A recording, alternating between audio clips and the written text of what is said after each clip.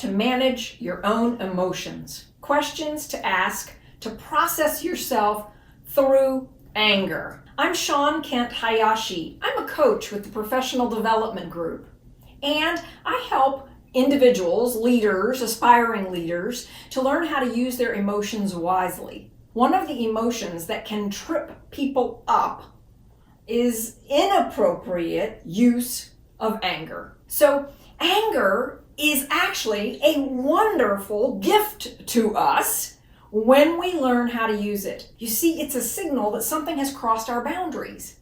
It's a red flag waving that there's something over there that we need to clean up. When we have healthy boundaries as a person, we're able to ask for what we need and want. We're able to respect ourselves, honor our strengths, our abilities, and create great opportunities. Now, occasionally, life will deal us some challenging blows, and maybe it's that someone or something, or ourselves, crosses our boundaries. When that happens, we want that spark of heat that represents the chemical marinade of anger. It helps us to recognize there's something I need to take action on. So what are the questions that you can use to ask yourself to help you process through the experience of anger without coming out sideways with your anger? Well, the first one is to get really clear. What are my boundaries? What crossed my boundaries?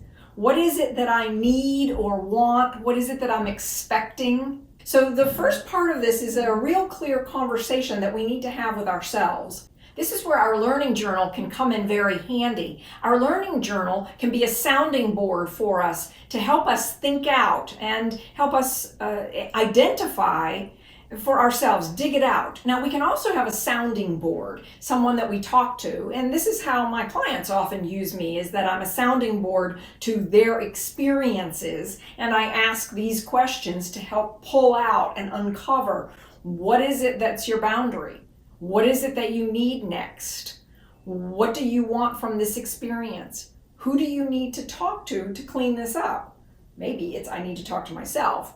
But it could also be that I need to talk to my boss or a peer, a colleague. It could be that I need to talk to my neighbor.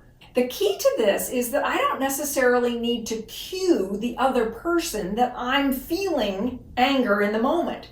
Instead, what I need to do is ask clearly for what it is that I want going forward.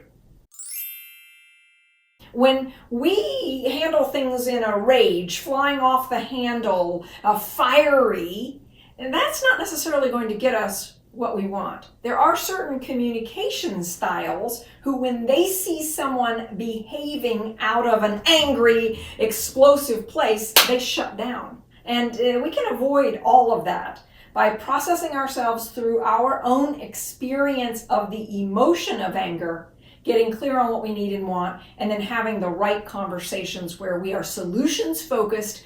We ask for what we want. What would need to exist in order for us to, and then fill in the blank. What would need to exist in order for us to start our meetings on time going forward? Or what would need to exist in order for us to respond to emails within 24 hours from the time that we receive them? This, again, gets us future focused rather than going backwards and trying to blame someone or rub their nose in something that happened in the past. In my book on emotional intelligence, you'll find a whole chapter on anger. And in it, I'll guide you to the specific behaviors that enable you to be assertive when you feel angry without going over that line into being aggressive. There's also the risk, however, of being too passive in the face of anger. So somebody who's not dealing with their anger, we could say sweeping it under the carpet, may be being too passive about it. Bitterness, resentment, frustration, these are all red flags waving that we have unprocessed anger that we need to deal with. If you would like an opportunity to take an emotional intelligence assessment that will help you to understand how you process your emotions, your level of self-awareness, your level of self-regulation.